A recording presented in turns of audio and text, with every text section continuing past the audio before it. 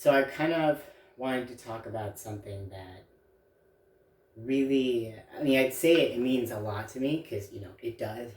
But it's something that I wish that they taught in schools because everyone deserves to be able to have happiness and they deserve to be able to have a way.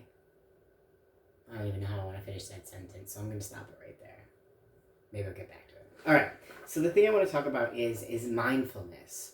Now I don't know if any of you have heard of it, but it's basically your. I wrote it down. Give me a second. I should have practiced a couple of these videos beforehand. But all right. So it's being aware of what's happening. Let me fix this. There we go. Of happening right now, just in the present. Whether it's breathing in, breathing out. So you're allowing and you're enjoying what may be like pleasant to be, and you're not going to hold on to it as it leaves because it will leave. And you're being aware of anything that is unpleasant, and you don't fixate on it because you know that it's not always going to be like that because it changes. Everything is constantly changing and evolving as well. So to be mindful is to not allow negativity or even positivity to the gravitational pull of these things on you, okay? I learned about mindfulness in August of 2016. I wound up, I'll just say it. I wound up putting myself into a partial hospitalization program. It was about 2.5 weeks long. And I was there for minimum 6, upwards, sometimes 8 hours a day. I put myself there. So I was at a point in my life where it was dark. I didn't understand the things I was doing. I didn't understand why I was like lashing out or so angry. I had so much in my life. I had everything to complain about. And although I was not a mean or a bad person, it was affecting me in every aspect of my life. So when this moment happened, and I was like, I can't do this anymore. I need to break free. And I went to this program and I was presented with so many incredible therapies and ways of dealing with things or reacting and just learning about who you are or can be and who you want to be. I could go on forever.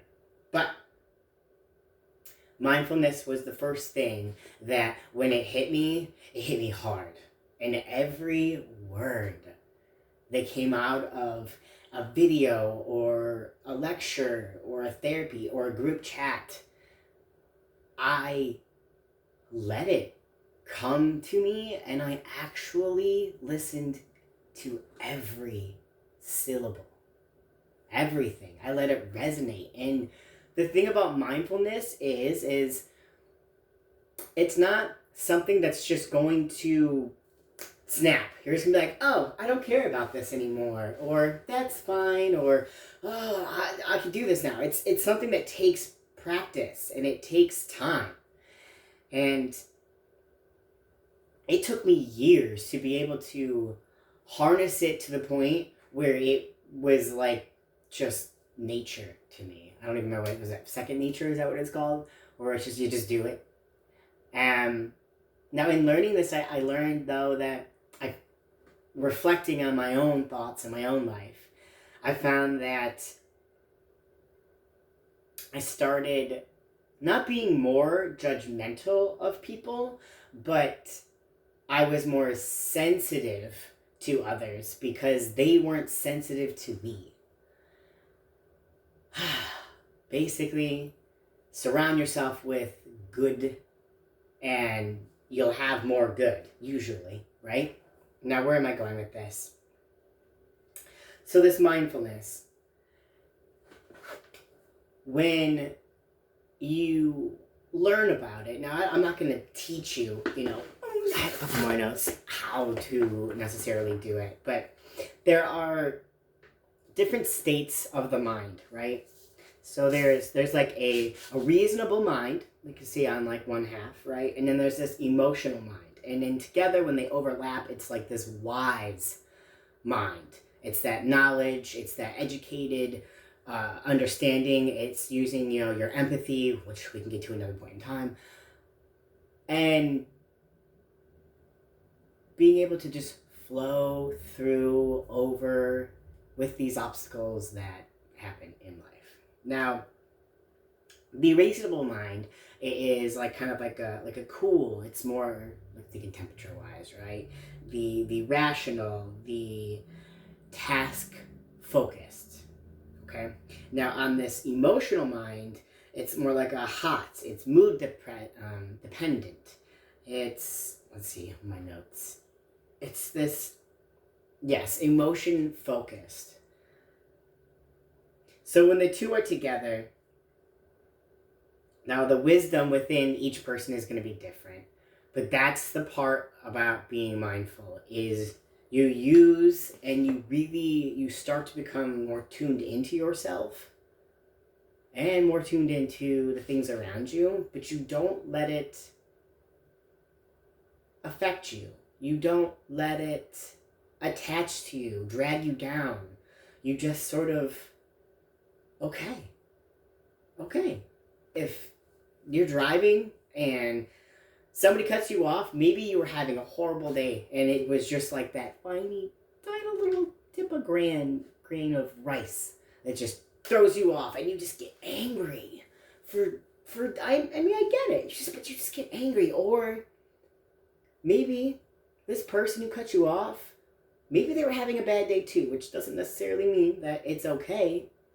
Maybe, you have to think about the reasons as to why they might be doing this. Maybe your partner is about to have a child and they're just trying to get there. Maybe they have to take a massive dump and they just can't hold on any longer. So instead of making everything so personal, being mindful is like, okay, that wasn't cool. You've reacted to it. Okay, and it's done. Why let that energy continue to just muddy your watery world? I feel like I'm probably going to miss a lot of things that I want to say. I did not take my medication for my ADHD, but I did have caffeine. So, okay.